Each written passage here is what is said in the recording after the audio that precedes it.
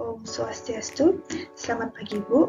Perkenalkan, saya Nikade Ayunita Febrianti dengan NIM 241561326 dari kelas 2A dengan prodi D3 Akuntansi. Jadi di video ini saya akan menjawab pertanyaan UAS di mata kuliah Sistem Informasi Akuntansi dalam bentuk PPT. Pertanyaan pertama, yaitu carilah contoh kasus kecurangan yang berkaitan dengan siklus produksi dan evaluasi sistem pengendalian internalnya. Jadi saya menggunakan PT Agung Aquatic Marine, di mana perusahaan tersebut adalah perusahaan penjualan dan juga ekspor ikan hias yang struktur organisasinya berbentuk lini atau garis, di mana tiap atasan memiliki bawahan dan juga masing-masing bawahan tersebut akan mempertanggungjawabkan tugas dan wewenangnya pada atasan. Namun terdapat sedikit kejanggalan pada struktur organisasinya, di mana manajer keuangan juga menaungi bagian gudang agar bagian keuangan dapat langsung mencatat transaksi yang terjadi di bagian gudang, seperti transaksi penerimaan barang dan pengeluaran barang, serta juga mengontrol dan mencocokkan jumlah persediaan di gudang dengan laporan yang ada. Jadi berdasarkan informasi tersebut, terdapat kelemahan dalam pengendalian intern, di mana bagian penerimaan dan juga bagian penyimpanan barang atau gudang yang seharusnya dilakukan oleh dua bagian yang berbeda, sehingga adanya risiko tinggi terjadinya kecurangan atau kesalahan khususnya dalam pengelolaan persediaan. Jadi dapat disimpulkan bahwa nilai risiko yang dapat terjadi di perusahaan tersebut adalah yang pertama, kerugian finansial akibat dari pencurian, pemborosan, atau kesalahan dalam pengelolaan persediaan. Yang kedua, laporan keuangan yang tidak akurat, di mana nilai persediaan yang salah saji secara langsung memengaruhi neraca dan juga harga HPP pada laporan laba rugi. Yang ketiga, inefisiensi operasional, di mana kurangnya pemisahan tugas yang jelas dapat menyebabkan kebingungan, hambatan, dan juga kurangnya spesialisasi. Evaluasi sistem pengendalian internal untuk PT Agung Aquatic Marine adalah yang pertama pemisahan tugas, karena manajer keuangan seharusnya fokus pada pencatatan dan kontrol, tapi juga membawahi gudang atau penjagaan aset. Dan yang kedua, melakukan aktivitas pemantauan atau monitoring, khususnya di bagian persediaan dari pihak independen seperti audit eksternal untuk menilai efektivitas sistem pengendalian internal perusahaan. Selanjutnya, itu soal yang kedua, yaitu jelaskan diagram arus data siklus produksi di bawah ini. Jadi, dimulai dari desain produk, itu akan menerima bahan baku dan daftar operasi berdasarkan biaya yang telah ditentukan menurut anggaran akuntansi biaya. Bahan baku dan juga daftar operasi tersebut akan dikirimkan ke bagian perencanaan dan juga penjadwalan. Dari perencanaan dan penjadwalan akan menerima perkiraan penjualan dan juga pesanan pelanggan dari siklus pendapatan, sehingga permintaan pembelian akan dilakukan oleh bagian perencanaan dan penjadwalan berdasarkan daftar bahan baku kepada siklus pengeluaran, yang kemudian akan dikembalikan ke bagian perencanaan dan juga penjadwalan. Selain itu, bagian perencanaan dan penjadwalan juga memerlukan tenaga kerja yang didapatkan dari siklus manajemen sumber daya manusia dan penggajian. Sehingga output yang dikeluarkan itu berupa work in process yang akan dikirimkan ke bagian akuntansi biaya dan akan dikonfirmasi juga ke bagian operasi produk. Selain itu akan membuat output berupa pesanan produksi.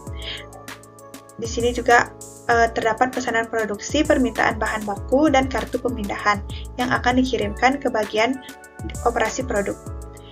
Selanjutnya di bagian operasi produk, itu akan melihat dari pesanan produksi dan juga akan mengonfirmasi work in process, sehingga akan menghasilkan output berupa biaya kartu jam kerja, kartu pemindahan, dan permintaan bahan baku yang akan dikirimkan ke bagian akuntansi biaya.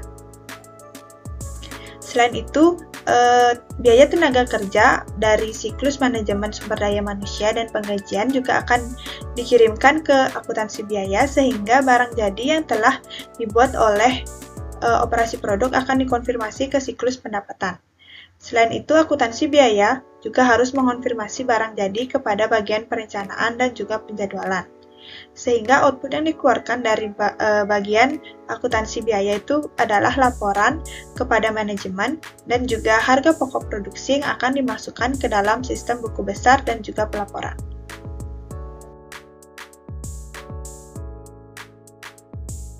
Selanjutnya itu nomor 3, jelaskan bagan flowchart penjualan kredit atau penerimaan piutang.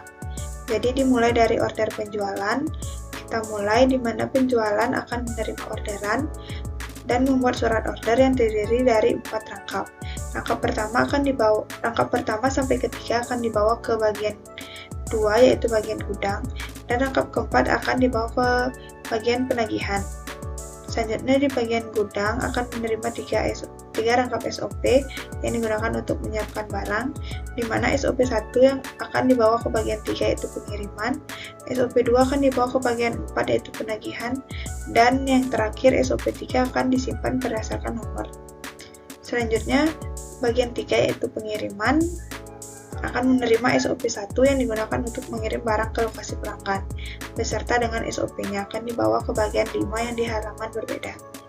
Selanjutnya itu bagian penagihan akan menerima SOP 4 yang disimpan berdasarkan nomor, yang kemudian SOP 4 tersebut filenya sementara ditarik dan disimpan berdasarkan nama pelanggan. Kemudian kita menambahkan harga, pajak, dan biaya angkut untuk jurnal penjualan. Yang kemudian SOP 2 akan dibawa ke bagian 5. Bagian 5 yaitu pelanggan akan menerima SOP 1 berbarengan dengan barang orderan yang telah dipesan dan juga SOP 2. Dan setelah itu flowchart-nya akan selesai. Selanjutnya yaitu soal yang terakhir, yaitu jelaskan siklus pengembangan sistem atau System Development Life Cycle. Jadi yang pertama itu adalah analisis sistem, di mana kita akan melakukan penyelidikan awal, melakukan survei sistem, melakukan studi kelayakan, menentukan kebutuhan informasi dan persyaratan sistem, dan memberi persyaratan sistem. Yang kedua, akan melakukan desain konseptual, di mana akan melakukan identifikasi dan mengevaluasi alternatif desain, mengembangkan spesifikasi desain, memberi persyaratan desain konseptual. Yang ketiga, kita akan melakukan desain fisik, yaitu mendesain output, mendesain database, mendesain input, mengembangkan program, mengembangkan prosedur, mendesain pengendalian, dan memberikan sistem yang dikembangkan. Selanjutnya akan melakukan implementasi dan konversi, di mana akan mengembangkan sebuah rencana implementasi dan konversi, memasang perangkat keras dan lunak, melatih personel, menguji sistem, melengkapi dokumentasi, mengubah sistem lama ke sistem baru, dan memberikan sistem operasional. Siklus yang terakhir yaitu operasi dan pemeliharaan, di mana kita akan melakukan penyempurnaan dan melakukan tinjauan pasca implementasi. Yang kedua akan melakukan operasi sistem. Yang ketiga akan memodifikasi sistem. Yang keempat melakukan pemeliharaan berlangsung. Yang kelima akan memberikan sistem yang diperbaiki.